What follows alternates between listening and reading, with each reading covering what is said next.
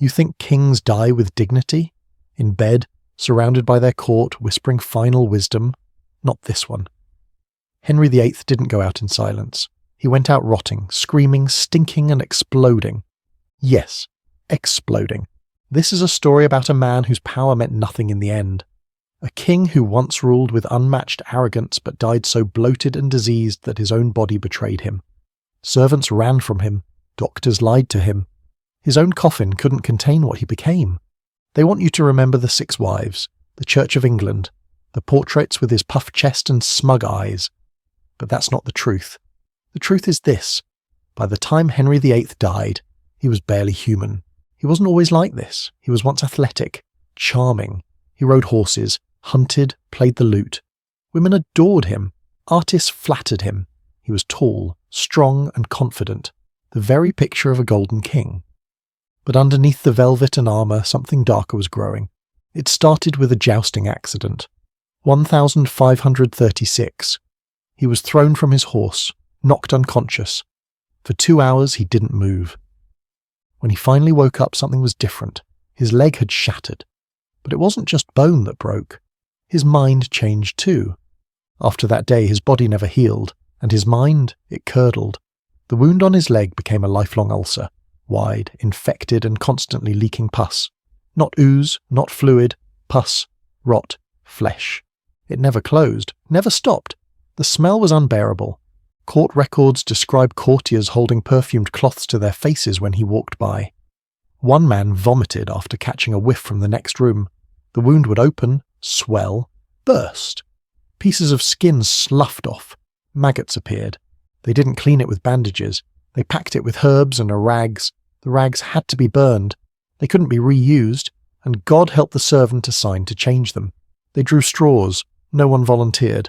Henry himself couldn't bear to look. But he demanded loyalty, obedience, and silence. By his last decade, he couldn't walk on his own. His weight ballooned to over 400 pounds. His waist measured over 54 inches. That's bigger than most adult men's height. He had to be lifted by mechanical hoists to sit on the toilet, and even that wasn't enough. The royal chamber pots, gold-plated and velvet-lined, were modified. He soiled himself constantly. They created custom chairs just to carry him from one room to the next. Henry the Great, carried like a bag of meat. But no one dared mock him. He was still king, still deadly, still willing to order beheadings between meals.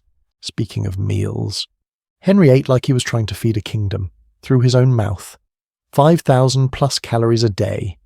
That's double the recommended intake for an active man. Henry wasn't active. He was practically immobilized, and he devoured whole pigs, several birds, trays of pastries, barrels of ale. He believed swan meat would make him graceful, deer would make him powerful, oysters would, well, fix other things. He forced his kitchen staff to prepare over 800 dishes per day for the palace, not for the court, for him. Over 200 cooks worked just to keep his table full, but that wasn't the crazy part.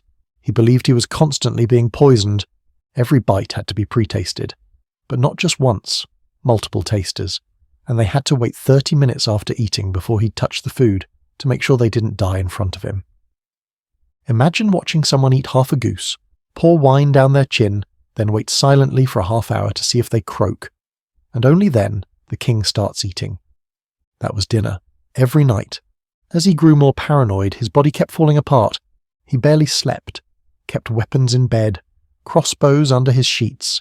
Guards were ordered to stay awake through the night in his room, not for his protection, for his suspicion. He thought his own children were trying to kill him. He had peepholes carved into palace walls, secret tunnels, hidden rooms, and behind it all, the stench of infection, the moans of pain, the creaking of pulleys lifting his bulk from bed to toilet and back again. By the time he turned 55, he was unrecognizable. His legs were open wounds, his face swollen, his eyes bloodshot and yellow, his skin split from edema, pressure and fluid collecting beneath. Servants stopped speaking in his presence. His doctors lied to him, told him he was recovering. He wasn't. He was dying, inch by inch. And then it happened. The king finally slipped into unconsciousness. For hours, no one dared say he was gone. To declare a monarch dead without certainty was treason. They waited, checking his breath, his pulse, again and again. Until finally the silence was longer than the fear. Henry VIII was dead. But the horror wasn't over. They tried to prepare his body, wrap it in linens, preserve it in spices and oils. He was too bloated to embalm, too soft to stitch, too fragile to move. They wrapped his corpse in thick lead sheets and placed him in an oversized coffin. Wooden slats reinforced with nails, velvet interior. Then began the funeral procession. Dozens of men to carry the box. A slow march from London to Windsor. A symbol of royal power, too heavy, too important to rush. They didn't make it. Somewhere on the road, the pressure built. His body, full of gas from decomposition, expanded. The heat and movement didn't help, and then the lid split, a loud, wet pop. Gas escaped, followed by liquid, followed by pieces. Henry VIII's body exploded. Inside the coffin, royal remains mixed with blood, pus, bile. It leaked onto the floor of the hearse, onto the wheels, onto the road. The procession stopped, and while the guards vomited, dogs came, dogs, stray, hungry, following the scent. They lapped up what was left behind. Even in death, Henry couldn't rest. They had to dig a special pit for him. Not a grave, a pit. Wide enough to hold the broken coffin, deep enough to keep the smell from rising. Even then, locals said they could smell him for weeks. Years later, when the stone was opened, the odour was still there. His corpse had left a mark, not just on England, but in the very walls of the church that tried to bury him. This was the man who created his own church, who murdered wives, who declared himself head of everything, and in the end he died in filth, feared, loathed, forgotten. They want to show you paintings, show you grandeur. But the truth is written in blood, sweat, and spoiled flesh. The truth is, Henry VIII's death was more disgusting than you think. If this story disturbed you, good. That means you're paying attention. Leave a comment below. Would you rather be remembered for power or die quietly in peace? And if you're ready for more royal horrors, click subscribe. Because we haven't even scratched the surface of what they hid in the history books.